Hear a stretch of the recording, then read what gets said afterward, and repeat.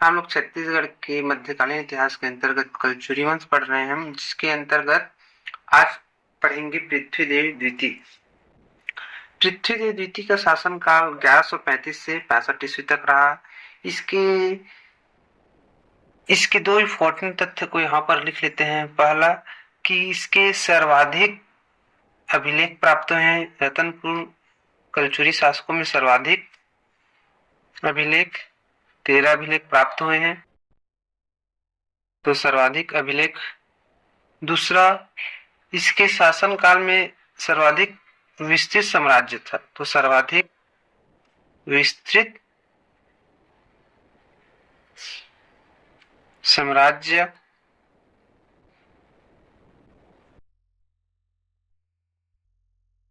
फिर देखते हैं इनके जानकारी के स्रोत। जानकारी तो अभी बताया कि इनके रतनपुर शाखा के कलचुरी शासकों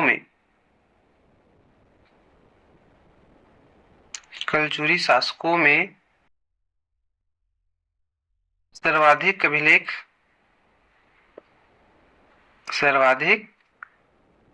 13 अभिलेख इसका है, तो सर्वाधिक 13 अभिलेख पृथ्वीदेव द्वितीय के प्राप्त हुए हैं। पृथ्वीदेव द्वितीय के प्राप्त हुए हैं। तो देख लेते हैं प्रमुख अभिलेखों के बारे में कुछ। तो प्रमुख अभिलेख का मैं ट्रिक बना दिया हूं, अगर अच्छा लगे तो ट्रिक से याद रख लेना। पहला है ट्रिक है पृथ्वीदेव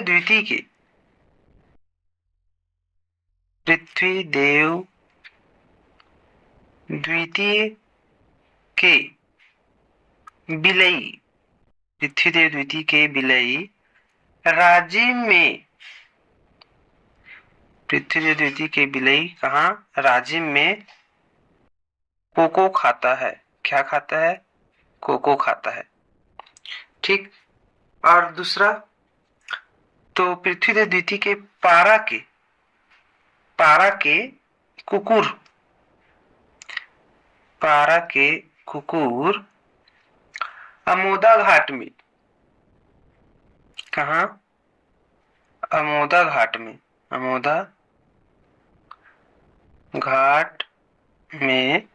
नवरत्न तेल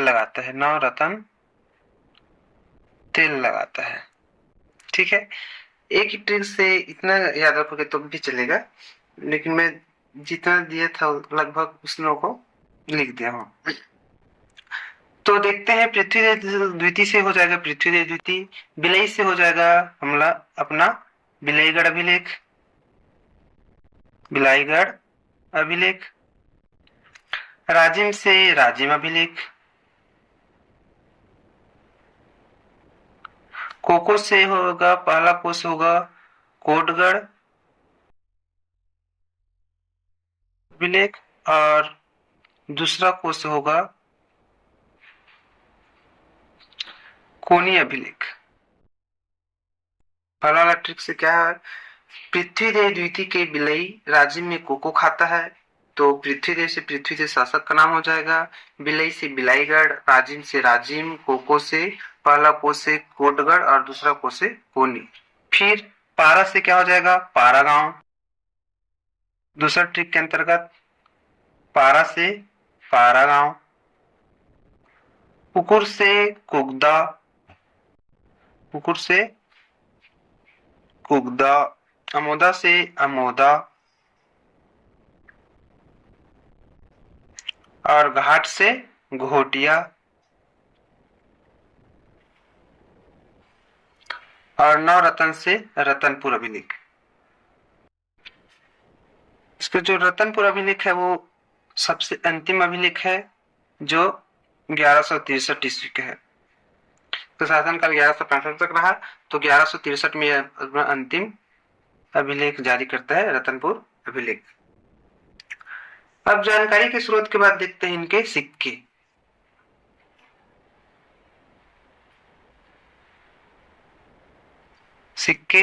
तो इन्होंने सोने चांदी सोने, चांदी और तांबे के सिक्के जारी किए। मतलब अपने दादा और पिता के समान सोने, चांदी व तांबे के सिक्के जारी किए। फिर इसका देख लेते हैं निर्माण कार्य। निर्माण एवं जीर्णोद्धार। तो निर्माण कार्य के अंतर्गत देखते हैं जिसके पहला, जिसके सेनापति जगपाल देव द्वारा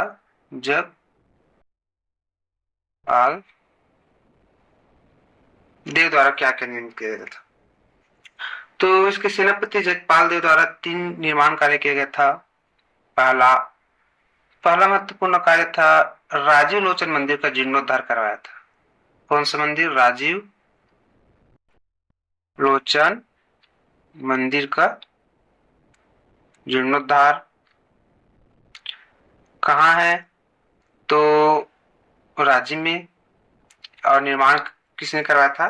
तो नलवंशी शासक बिलासतुंग ने इसका निर्माण करवाया था। तो इसके जीर्णोद्धार की जानकारी कौन सा अभिलेख से पता चलता है? तो राजिम शिलालेख से पता चलता है कि पृथ्वीदेव द्वितीय के सेनापति जगपाल देव ने राजीव लोचन मंदिर का जीर्णोद्धार करवाया था। फिर इसका दूसरा निर्माण है रामचंद्र मंदिर। जीर्णोद्धार करवाने के बाद राजिम में ही रामचंद्र मंदिर का निर्माण करवाता है। कहाँ है रामचंद्र मंदिर? तो राजिम। फिर तीसरा, तो अपने नाम से जगपालपुर नगर का निर्माण करता है। कौन सा? जगपालपुर नगर बसाता है। ठीक है। अब इसका अगला निर्माण देखते हैं। तो इसका अगला निर्माण देखते हैं। इसके सामंत रहता है सामंत ब्रह्मदेव। तो सामंत कौन रहता है? ब्रह्मदेव।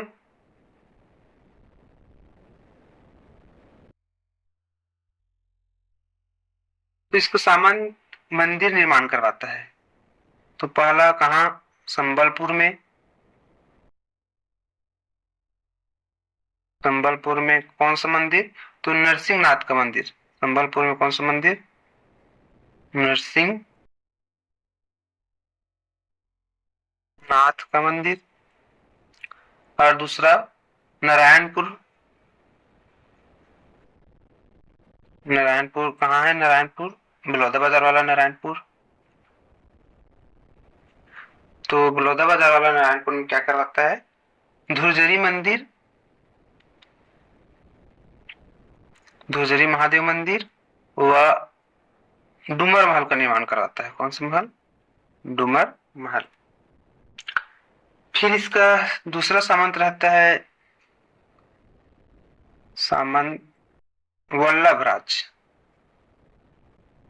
तो वल्लभराज के द्वारा क्या का निर्माण कराया गया उसको देख लेते हैं। तो वल्लभराज द्वारा तालाब, झील का निर्माण करवाया जाता है। ब्रह्मदेव द्वारा, ब्रह्म क्या है? भगवान है, तो मंदिर का निर्माण करेगा। और वल्लभराज क्या? तालाब व झील का निर्माण।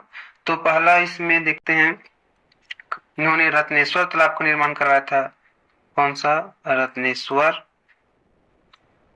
तालाब। पृथ्वीदेव द्वितीय के पिता रहते हैं रत्नेश्वर। तालाब कहाँ? तो विकर्णपुर। और विकर्णपुर कहाँ है? तो विकर्णपुर वर्तमान में कोटगढ़ है। कोटगढ़ को उस समय विकर्णपुर कहते थे। और कोटगढ़ कहाँ है? तो जांजगीर चांपा के अकलतरा में। फिर दूसरा खारंग झील का निर्माण कराता है। कौन सा झील? खारंग झील। और खारंग झील कहाँ है? तो रतनपुर में। और एक है खड़क तालाब। खड़क तालाब जिसका निर्माण करता पता नहीं, लेकिन खड़क तालाब भी है रतनपुर में। तो एक बार निर्माण कार्य को फिर से देख लेते हैं।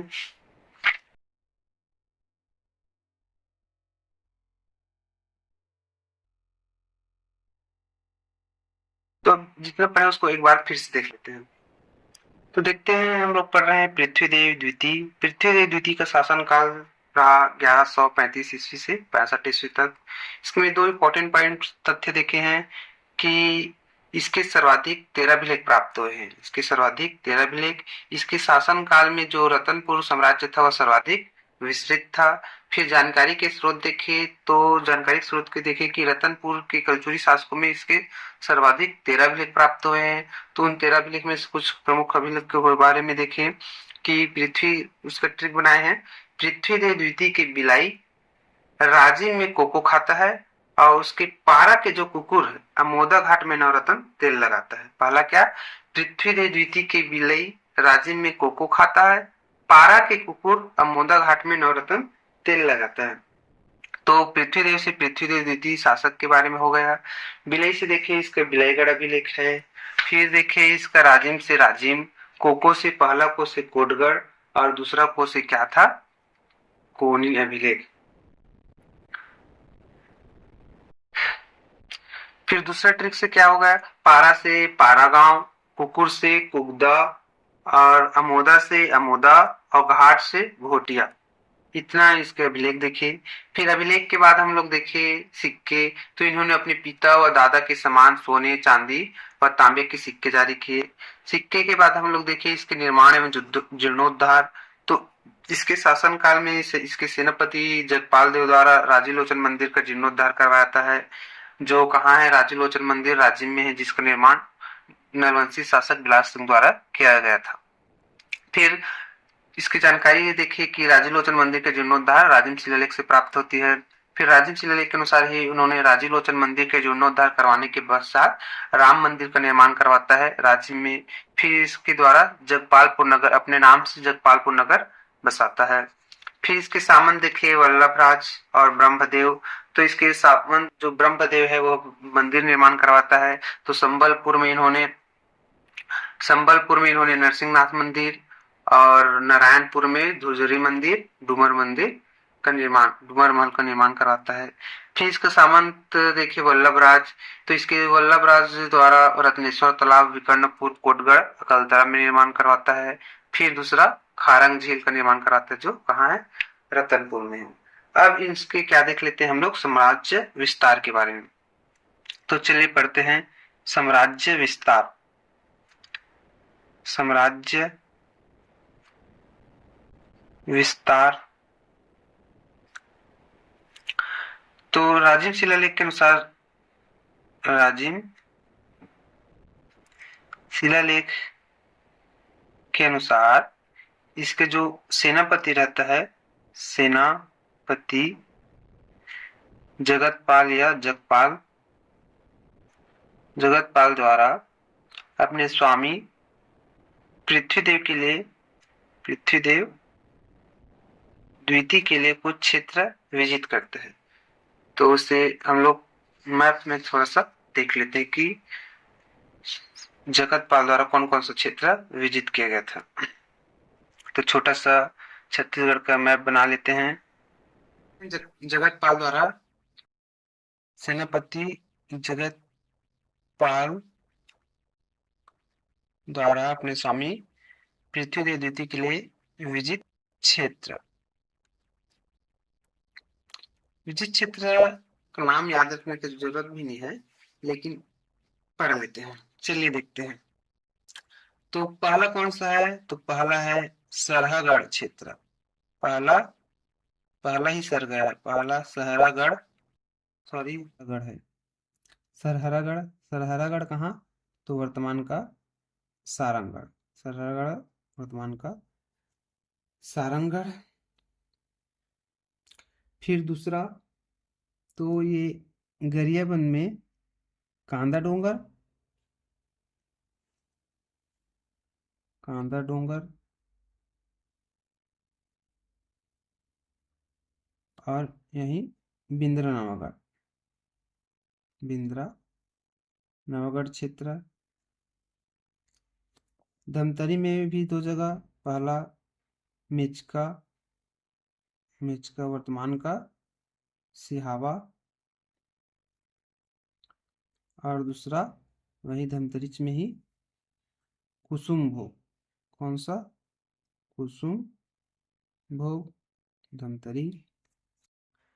फिर बस्तर में, तो बस्तर में कौन सा है?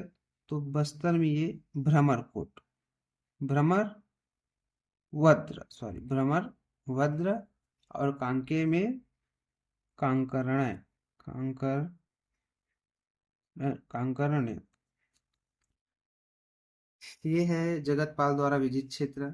चल फिर से एक बार देख लेते हैं जगपाल द्वारा या जगतपाल द्वारा विजित क्षेत्र। तो सारंगगढ़ में सरहागढ़, वर्तमान का सारंगगढ़। फिर गरियाबंद में दो जगह कांदा डोंगर और बिंद्रा नवागढ़।